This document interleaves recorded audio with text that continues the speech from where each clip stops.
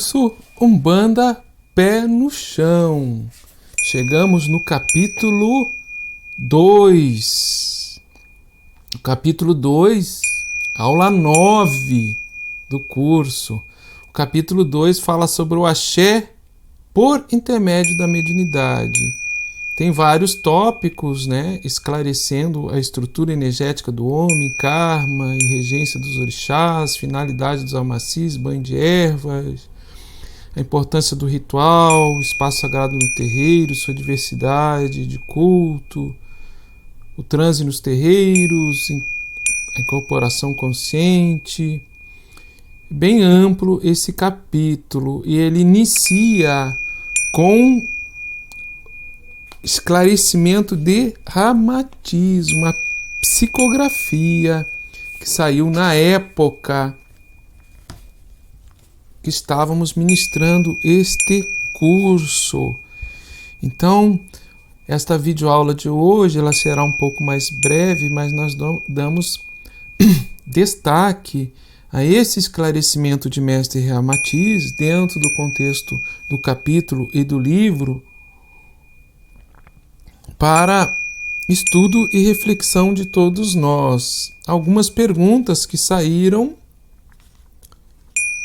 e Mestre Ramatiz respondeu. Então a mensagem ela tem o seguinte título: aos que muito sabem e ambicionam, muito será cobrado. Pergunta: qual a vossa opinião sobre o sacrifício de animais na Umbanda? Ramatiz responde: a Umbanda não recorre aos sacrifícios de animais para assentamento vibratório dos orixás, nem realiza ritos de iniciação para fortalecer o tônus mediúnico com sangue. Não tem nessa prática legítima de outros cultos um dos seus recursos de oferta às divindades. A fé é o principal fundamento religioso da Umbanda, assim como em outras religiões. Suas oferendas diferenciam-se das demais por serem isentas de sacrifícios animais, por preconizarem o amor universal e, acima de tudo, o exercício da caridade como reverência e troca energética com os orixás e seus enviados, os guias espirituais. É incompatível ceifar uma vida e, ao mesmo tempo, fazer a caridade, que é a essência do praticar amoroso que norteia a Umbanda do espaço. Toda oferenda deve ser um mecanismo estimulador do respeito e união religiosa com o divino, e daí com os espíritos da natureza, os animais, as almas grupos que um dia encarnarão no ciclo animal, assim como já fostes animal encarnado em outras épocas. Pergunta: e quanto aos dirigentes de centros que sacrificam e dizem ser de Umbanda? Mestre Ramatiz responde: reconhecemos que na mistura de ritos existente, nem tanto nas práticas mágicas populares, dado que templos iniciáticos vistosos matam veladamente para fazer o indispensável ebó ou padê de Exu, se confunde o ser e o não ser umbandista. Observai a essência da divina luz, fazer a caridade, e sabereis separar o joio do trigo. Tal estado de coisas reflete a imaturidade e o despreparo de alguns dirigentes que se iludem pela pressão de ter de oferecer o trabalho forte. A exigência de quem paga o trabalho espiritual e quer resultado para ontem acabam impondo um imediatismo que os conduz a adaptar ritos de outros cultos aos seus terreiros. Na verdade, há uma enorme profusão de rituais que é confusa, refletindo o estado de consciência coletiva e o sistema de troca com o além que viceja o tomar lá da cá. Toda vez que um médium aplica um rito em nome do divino e sacrifica um animal, interfere num ciclo cósmico da natureza universal, causando um desequilíbrio. pois interrompe artificialmente o quantum de vida que o espírito ainda teria de ocupar no vaso carnal, direito sagrado concedido pelo Pai. Pela lei de causa e efeito, quanto maior seu entendimento da evolução espiritual, que inexoravelmente é diferente da compreensão do sacerdote tribal de antigamente, ambição pelo ganho financeiro, vaidade e promoção pessoal, tanto maior será o karma a ser saudado, mesmo que isso aparentemente não seja percebido no presente. Dia chegará em que tais medianeiros terão de prestar conta aos verdadeiros e genuínos zeladores dos sítios sagrados da natureza, que materializam os orixás aos homens e oportunizam ciclos cósmicos da vida espiritual, ou melhor, as reencarnações sucessivas das almas em seu orbe.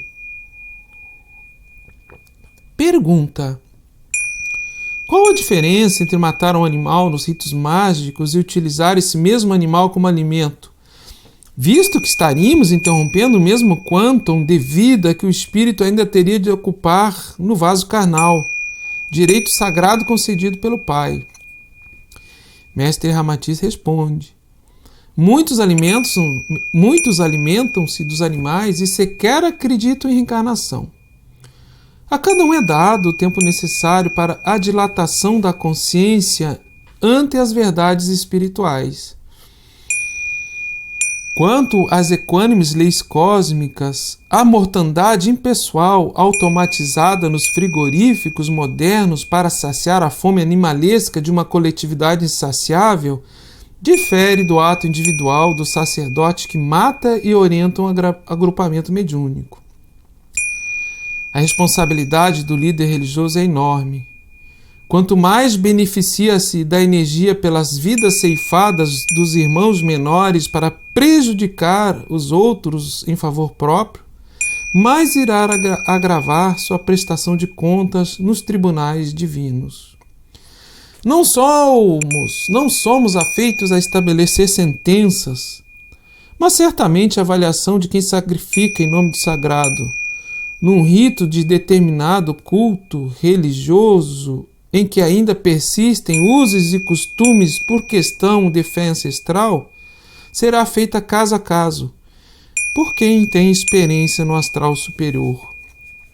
Os compromissos daqueles que extinguem uma vida num rito mágico qualquer são proporcionais à consciência que o conhecimento propicia. Quanto maior o saber, tanto mais dilatadas serão as consequências dos atos de cada espírito, seja encarnado ou não.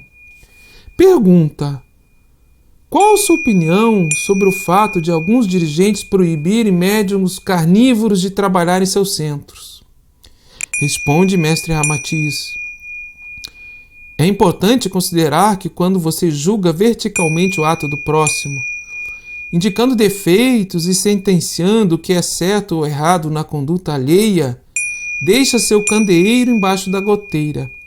A determinação sectária de alguns dirigentes espirituais encarnados, proibindo médiuns carnívoros de trabalhar, é qual gotejamento que apaga a tênue luz crística que existe em vocês, uma vez que a imposição dessa falsa igualdade não conscientiza amorosamente, e sim exercita o orgulho de considerar-se melhor, mais evoluído ou superior ao outro.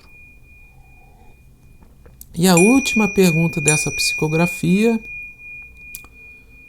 percebemos que várias lideranças umbandistas aceitam os sacrifícios animais e a cobrança para enganar simpáticos ao seu modelo de Umbanda.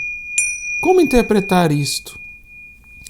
Mestre Ramatiz responde: a sede de poder e a disputa ensandecida de domínio perante a comunidade umbandista, ainda entontecida pela difusão de fundamentos jogados diuturnamente nas mais diversas formas de mídia, que disfarçam no sagrado a venalidade de certos sacerdotes, imperam nessas lideranças, que travam verdadeira guerra para impor seu modelo teológico. Assim, persistem numa busca ferrenha de adeptos para ter o rebanho maior. Qual pastor que pula seu cercado para pegar as ovelhas do vizinho? Não importa se o do lado cobra, raspa e corta. Não importa se o do lado cobra, raspa, corta e mata. O que vale é aumentar os adeptos. Qual guru de outrora que impressionava as multidões ao amansar tigres e cobras? Lembrem-se de que quanto maior a inteligência e a consciência, maior poder, maior pode ser a ambição. Lembre-se, repetindo, lembre-se de quanto maior a inteligência e a consciência, maior pode ser a ambição. Aos que muito sabem e ambicionam, muito será cobrado pelos orixás. O contexto dessa psicografia foi em 2005.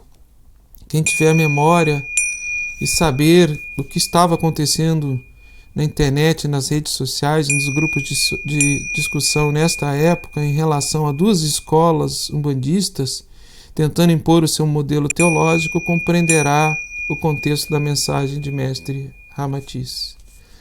Livro Umbanda Pé no Chão, aula 9, capítulo 2, o axé por intermédio da mediunidade, esclarecimento de Mestre Ramatiz. Até a próxima videoaula, aula 10, que falaremos sobre o axé por intermédio da mediunidade, aí sim entrando no conteúdo do capítulo 2, a estrutura energética do homem, karma e regência dos orixás. Muito obrigado, até a próxima oportunidade.